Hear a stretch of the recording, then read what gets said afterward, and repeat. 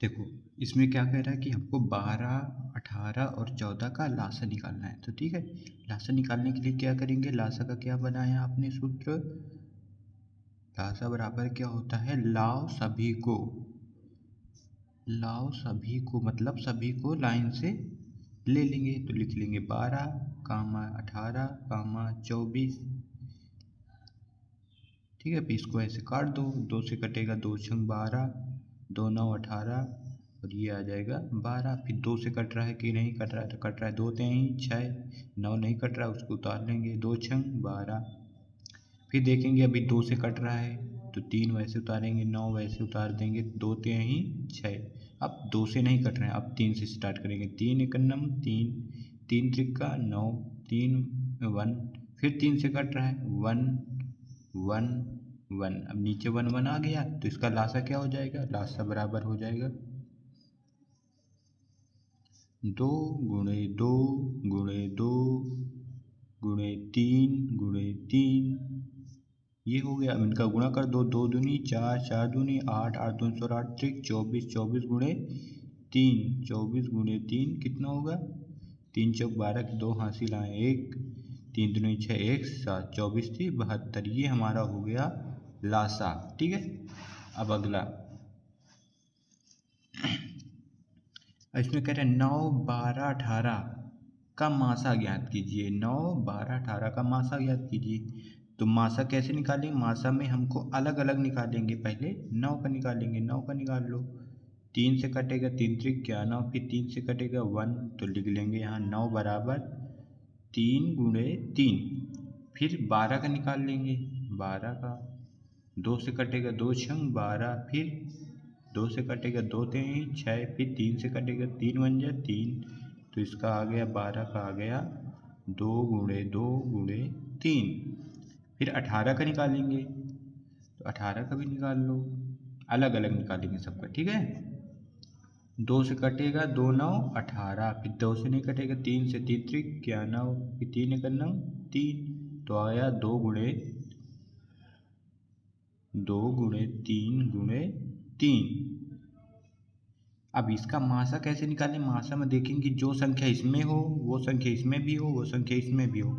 इसमें 3 है, इसमें भी 3 है, इसमें भी 3 है, तो हम लिख लेंगे मासा बराबर 3। फिर देखेंगे इसमें 2 है, इसमें भी 2 है, लेकिन इसमें 2 नहीं है। ठीक है, बस और 2 और 3 ही है, तो मासा हमारा आ गया 3। ठीक है, अब मान लो अगर कि जैसे यहाँ, अगर यहाँ मान लो कोई संख्या होती जहाँ 2 भी होता, ठीक है, अगर यहाँ 2 भी होता, मान लो अगर मानते हैं जैसे यहाँ कोई संख्या होती, अगर मान लो यहाँ 18 होता, ठीक है, तो 3 गुणे 3 गुणे 2 बनता, तब हमारा एलसीएम क्या होता, तब देखते कि 3 इसमें भी है, 3 इसमें भी है, 3 इसमें भी है, तो 3 उतार लेते। फिर 2 इसमें भी है, 2 इसमें भी है, 2 इसमें भी है, तो 2 इसमें भी उतार ले, तो फिर हमारा मासा हो जाता 3 दूनी 6। चलो, अब है अगला है 48 12 24 का लासा और मासा दोनों ज्ञात करना है। ठीक है, मतलब इसी संख्या का हमको लासा निकालना है और इसी संख्या का हमको मासा निकालना है। तो 48 का पहले निकालेंगे लासा, 48 12 24, इसका पहले हम लासा निकाल लें। लासा में लाओ सभी को ले लेंगे, तो 2 से काटेंगे, ये कितना आ जाएगा 24, ये आ जाएगा 2 छंग 12, ये आ जाएगा 12।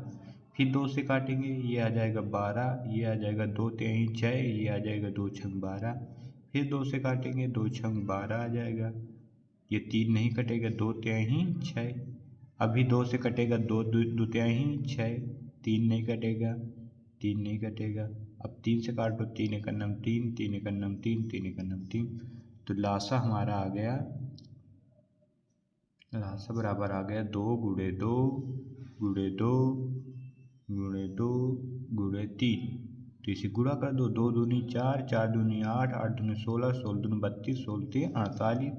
हमारा लासा 48 आ गया। अब इसी का कह रहा कि मासा भी ज्ञात करो, तो ठीक है, सबको अलग अलग निकाल लेंगे। 48 का निकालो अलग, 48 का निकालेंगे, तो ये कटेगा 2 से कटेगा तो आएगा 12, फिर 2 से काटोगे आएगा 24, फिर 2 से काटोगी तो आएगा 12, फिर 2 से काटोगी तो आएगा 6, फिर 2 से काटोगी तो आएगा 3, 3 से काटोगी तो आएगा 1। तो लिख लेंगे यहाँ 48 बराबर 2 गुणे 2 गुणे 2 गुणे 2 गुणे 3। अब फिर 12 का अलग से निकालेंगे। 12 का 2 छंग 12, 2 तेही 6, 3 एकन्नम 3, 12 का आया 2 गुणे 2 गुणे 3। अब 24 का निकाल लेंगे। ये 12 बार 2, 2 छंग 12, 2 तेही 6, 3 एकन्नम 3, 24 का आया हमारा 2 गुणे 2 गुणे 2 गुणे 3। अब इसका मासा क्या होगा बताओ हमको, मासा क्या होगा पहले देखेंगे। 2 इसमें है, 2 इसमें है, 2 इसमें है तो 2 लिख लेंगे, ठीक है। फिर 1 2 इसमें और है, 1 2 इसमें और है, एक और है, फिर लिख लेंगे 2। फिर तीसरा 2, इसमें 3 2 हैं, इसमें तीसरा 2 नहीं है, इसमें तीसरा 2 है लेकिन इसमें नहीं है, ठीक है, तो फिर नहीं होगा। फिर देखेंगे 3 इसमें है, 3 इसमें है, 3 इसमें है, गुणे 3, तो 2 दूनी 4, 4 तेही 12। अब तुम यहाँ पूछोगी कि 2 क्यों उतार लिए, 2 क्यों उतार लिए, तो देखेंगे हम पहला 1 2 मिलाएंगे ना, ऐसे करेंगे, ऐसे ये देखो तीनों में है ना ये 2, फिर उसके साथ देखेंगे 1 2 और तीनों में है, ये पेयर बन रहा है इसका। अब इसमें 2 तो है, इसमें भी 2 है, एक और बन जाता, लेकिन इसमें 2 नहीं है तो नहीं बन पा रहा है। 1 2 इसमें और है, 1 2 इसमें है लेकिन इसमें नहीं है। अब देखेंगे 3 है तो एक ये 3 वाला बन जाएगा पेयर, तो 2 गुणे 2 गुणे 3 बराबर 2 दूनी 4 तेही 12, ये हमारा आ गया मासा, ठीक है। अब ये वाला आप निकाल के मुझको बताओ, इसमें मैंने 3 संख्या ली थी, इसमें मैंने 4 संख्या कर दी, तो इसको आप निकाल कर मुझको बताओ। देखो अब अगला सवाल है, बहुत इम्पोर्टेंट सवाल है। इसमें कह रहा है एक आयताकार मैदान का क्षेत्रफल 0.75 हेक्टेयर है। यदि इस मैदान की एक भुजा 250 मीटर हो तो दूसरी भुजा ज्ञात करो। मान लो कि ये आयताकार का मतलब आयत की तरह एक मैदान है, ग्राउंड फील्ड, ये आयताकार मैदान है। ये कह रहा है इसका जो क्षेत्रफल, मतलब क्षेत्रफल का बोलते हैं ये जो अंदर का पूरा एरिया होता है, ये सब ये क्षेत्रफल होता है इसका। इसका क्षेत्रफल कह रहा है कि 0.7, क्षेत्रफल कह रहा है 0.75 हेक्टेयर है। यदि ये इस मैदान की एक भुजा 250 मीटर है, इसके कह रहा है एक इसकी भुजा, चाहे ये वाली मान लो चाहे ये वाली मान लो, ठीक है। आयत का क्या होता है, आयत की आमने सामने की भुजाएं बराबर होती ना, मतलब जो जितने मीटर ये होगा उतने मीटर ये भी होगा, जितने मीटर ये होगा उतने मीटर ये होगा, ठीक है। ये आयत की भुजाएं होती हैं, बराबर होती हैं। वर्ग की भुजा क्या होती हैं, वर्ग की चारों भुजाएं बराबर होती, जैसे 2 सेंटीमीटर ये है तो वर्ग में 2 ये भी रहेगा, 2 ये भी रहेगा, 2 ये भी रहेगा। लेकिन आयत में क्या होता है कि आयत की आमने सामने की भुजाएं बराबर होती हैं। तो जैसे 250 मीटर मान लो, हम ये कह रहा है कि एक भुजा इसकी 250 मीटर है, ठीक है। एक भुजा कितनी है, एक भुजा है 250 मीटर। अब देखो यहाँ सवाल थोड़ा सा कह रहा है कि क्षेत्रफल, लेकिन इसने हेक्टेयर में बताया है और हमको इसकी एक भुजा कह रहा है मीटर में बता रहा है। तो पहले हम क्षेत्रफल को भी मीटर में निकाल लेंगे। तो इसके लिए क्या करते हैं, एक हेक्टेयर में 10,000 मीटर होते हैं।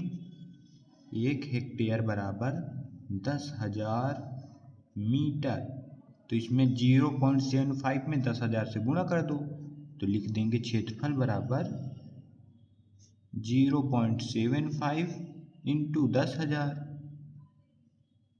10,000 जब बाहर तुम गुणा करोगे इसको 10,000 का 0.75 में तो आएगा 7,500 मीटर। अब हम सूत्र लगा देंगे, इसमें हमको क्या क्या मालूम है, इसमें हमको आयत का क्षेत्रफल मालूम है, एक भुजा मालूम है, दूसरी हमको भुजा निकालनी है। तो आयत के क्षेत्रफल का सूत्र लगेगा, क्यों लगेगा, क्योंकि क्षेत्रफल मालूम है, तभी हम क्षेत्रफल के नीचे वैल्यू रख देंगे। तो लगाएंगे आयत का क्षेत्रफल बराबर होता है लंबाई गुणे चौड़ाई। अब यहाँ क्यों हम लगाएंगे आयत का परिमाप क्यों नहीं लगाएंगे, क्योंकि हमको यहाँ वैल्यू दी हुई है ना, जो वही वाला तो सूत्र लगाएंगे, ऐसी वैल्यू निकालेंगे। अब यहाँ आयत का परिमाप नहीं लगाएंगे क्योंकि हमको परिमाप थोड़े दिया हुआ है, हमको क्षेत्रफल दिया हुआ है। और एक भुजा हमको मान लो लंबाई या चौड़ाई में एक भुजा भी दी हुई है तो 250 मीटर। तब हम दो चीज़ रख कर तीसरी चीज़ निकाल लेंगे। तो आयत का क्षेत्रफल हमारा कितना आया 7500 बराबर एक भुजा मान लो लंबाई ही दी हुई है तो ये मान लो 250 मीटर दी हुई है इंटू चौड़ाई, तो चौड़ाई हम निकाल लेंगे।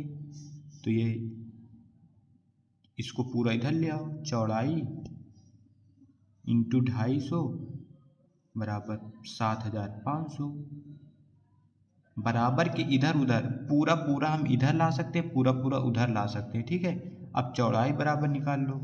चौड़ाई बराबर क्या होगा 7500 भागे 250 नीचे आ जाएगा। एक जीरो से एक जीरो काट दो, 25 से इसको काट दो, 25 से करना 25, 25 3 75 आ गया ऊपर 3 और एक जीरो ये, तो चौड़ाई हमारी आ गई 30 मीटर। ठीक है, अब ये वाला सवाल आप अपने हिसाब इसी तरह लगेगा, लेकिन इसमें नंबर चेंज है। इसमें कह रहा है एक आयताकार पार्क का क्षेत्रफल 0.76 हेक्टेयर है। यदि पार्क की एक भुजा 200 मीटर हो तो इसकी दूसरी भुजा ज्ञात करो। इसको आप लगाओ फिर मुझको भेजना। ठीक है,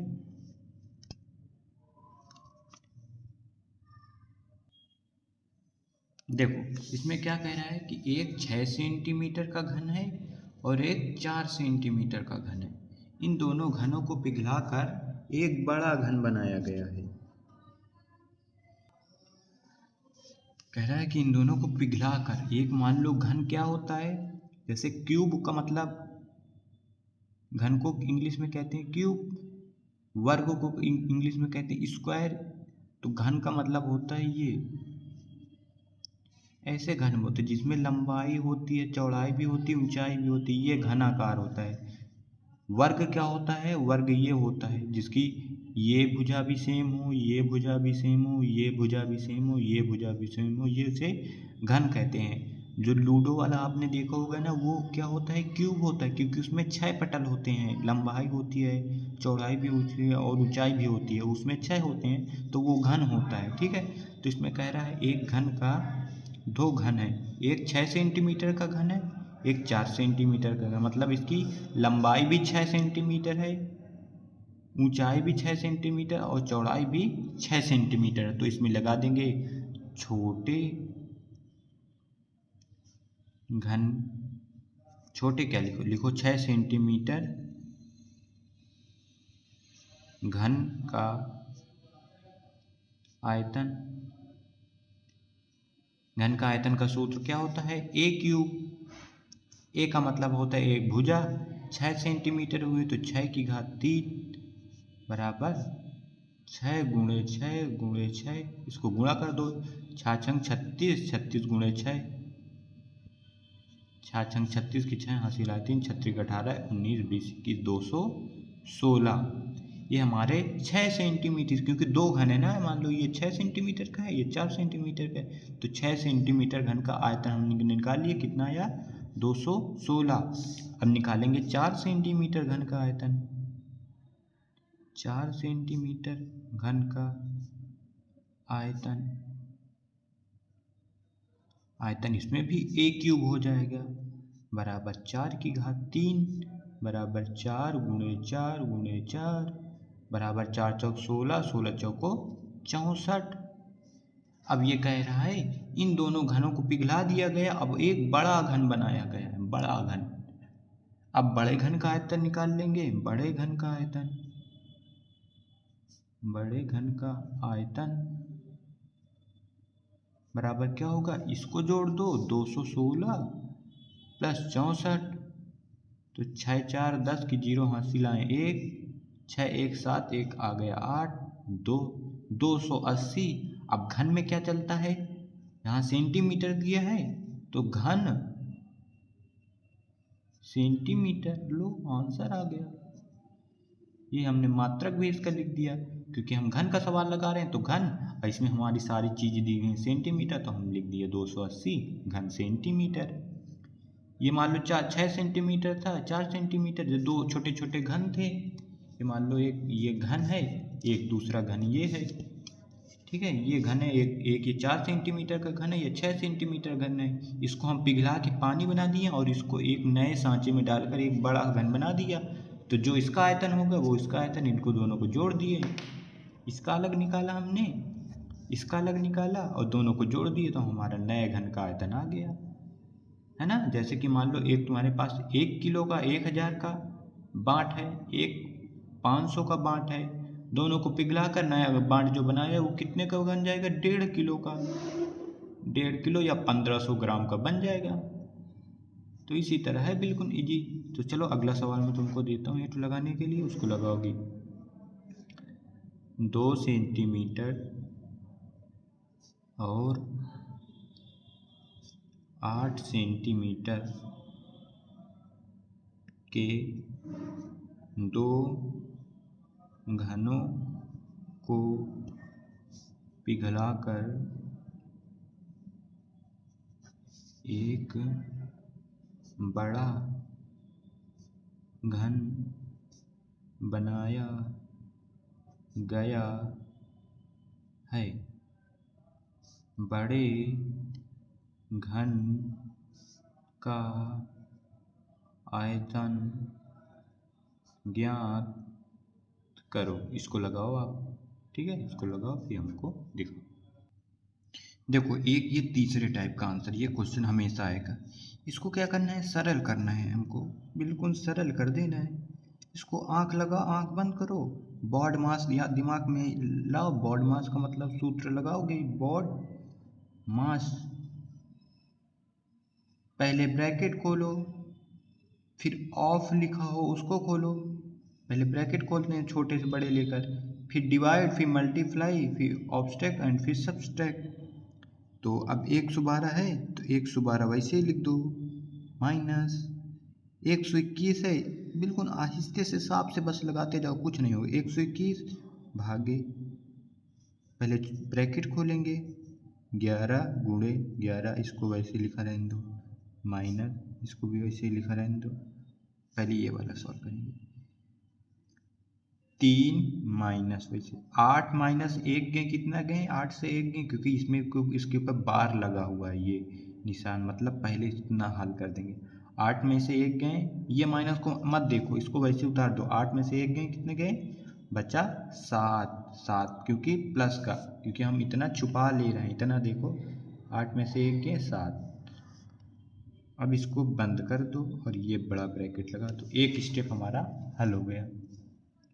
अब अगला स्टेप 112 माइनस, अब हल करते चलेंगे सबको, 121 आगे, 11 का 11 में करोगे मल्टीप्लाई, कितना आ जाएगा, 121, फिर माइनस, माइनस ये है, माइनस ये है, खुल जाएगा, कितना बन जाएगा, ये माइनस है, अंदर चेंज हो जाएंगे ना, प्लस का 4, माइनस इसको खोलो, 3 में से 7 के कितने हुआ, माइनस का 4, क्योंकि माइनस पर 7 पर लगा हुआ है ना, बड़ी संख्या पर, तो माइनस का 4, फिर ब्रैकेट बंद कर लो, बराबर 112 माइनस 121 भागे 121 प्लस 4, अब ये माइनस माइनस बाहर आएगा, प्लस का 4, ये सॉल्व हो गया आधा हमारा। अब लिखेंगे 112 माइनस, अब 121 का भाग दे दो, 121 में कितनी बार जाएगा, एक बार जाएगा, पूरा पूरा कट गया, प्लस 4 प्लस 4, 112 माइनस, अब अंदर वाले को जोड़ दो, 4 4 8 1 9, अब 112 माइनस इसको भी खोल दो, 9 बराबर 103 आंसर।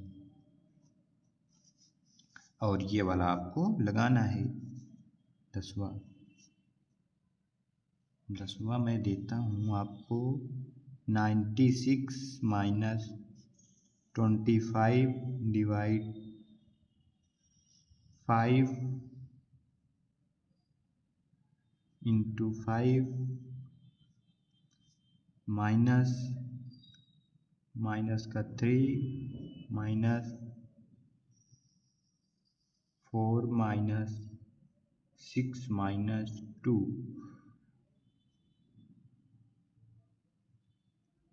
हल करो।